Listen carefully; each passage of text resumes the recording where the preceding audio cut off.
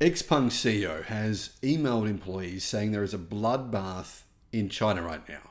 Literally a bloodbath when it comes to the car market, the EV market, and car manufacturers are in big trouble, is what he said.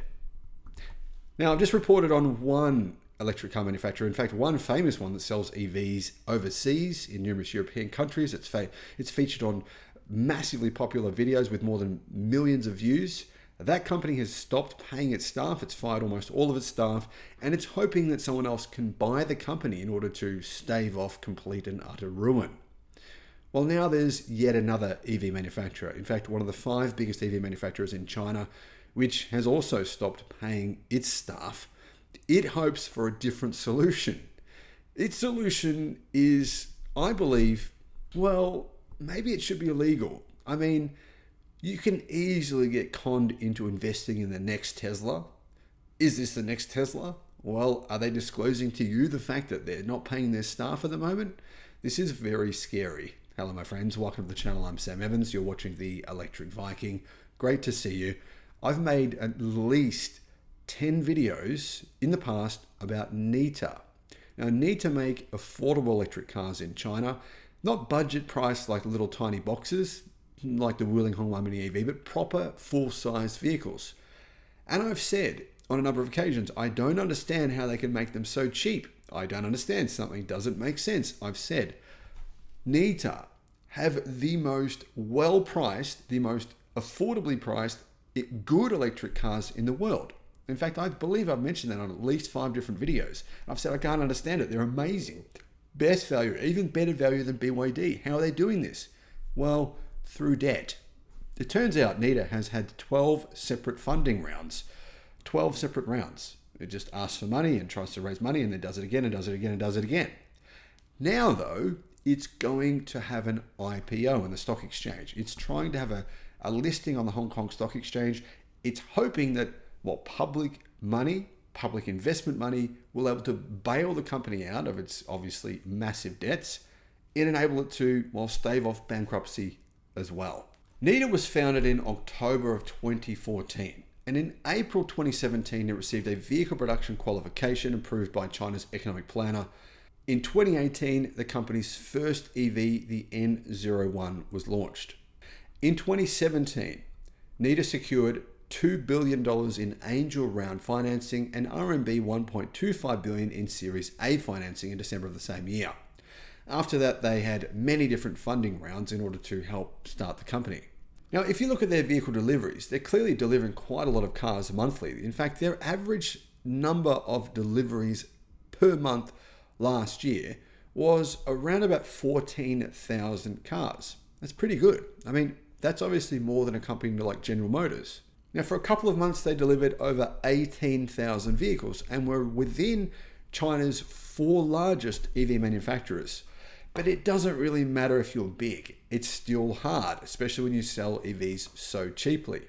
Over the past few days, Car News China says that Chinese citizens have been raising the alarm about postponing Nita's year-end payments. The issue came to light when an employee on social media claimed that the CEO and chairman had previously promised to distribute the payments in the first week after the Chinese New Year. However, the human resources manager later informed employees that the distribution process was still underway and would be completed by March. Now, whether or not this will happen, no one really knows. This delay, coupled with the lack of specific distribution date, has led to comparisons with the failed hi-fi electric car manufacturer. Now, the company has addressed these concerns. They're saying that the delay in Provident Fund payments, attributing it to the extended collection period due to the Chinese New Year, it's not really flying with a lot of people. Why would it take 3 months for these payments to be worked out? Anyway, the company say there have been no salary cuts or staff layoffs, so everything's okay. But that's not what it looks like to outside investors. It looks like the company needs an IPO to give it some much needed cash. Now, Neta Auto apparently has targeted the European car market and cooperated with European banks. It has recently announced ambitions for the Neta SS estate to enter the European car market. On the other hand, Neta Auto's recent slowdown in sales has got a lot of attention from the media. People are saying the company, they think, is in trouble. The company faces challenges. it was the only mainstream Chinese EV manufacturer to experience a decline in sales in 2023. And it clearly doesn't make money on its EVs. It clearly makes a loss on the EVs it sells.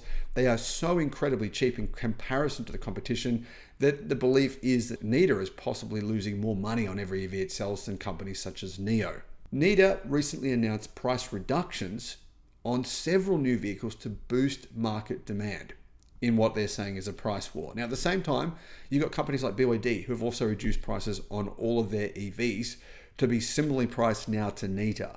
Now, is BYD making a profit on their EVs? Well, a lot of people are saying no, they're not. They're just trying to kill off the competition. Who are they trying to kill off? Companies like Nita. How long does Nita have? Well, Nita has about as long as its money runs out. It depends on how many people invest in this company. Are you going to invest in them? Will you see a similar return to what's happened with Rivian and Lucid when you invest and there's a lot of excitement? This company could pick itself up and do amazing things, and then the value of your investment goes down by 90%, as what's happened to many other EV investors. Well, my point here, guys, is this. The Chinese car market is a bloodbath. If Xpeng's CEO is saying it, it's very clearly true. Thousands of Chinese dealerships have gone bankrupt and closed. There is enormous financial strain on companies like Nita, as has been seen by Hi-Fi and NIO with their massive need for debt fundraising over the last few months. I would steer clear. I'd be very, very wary right now about investing in the Chinese EV sector. I think we need to see how this plays out. Give it a few months. See which companies live, which companies die, because some will die.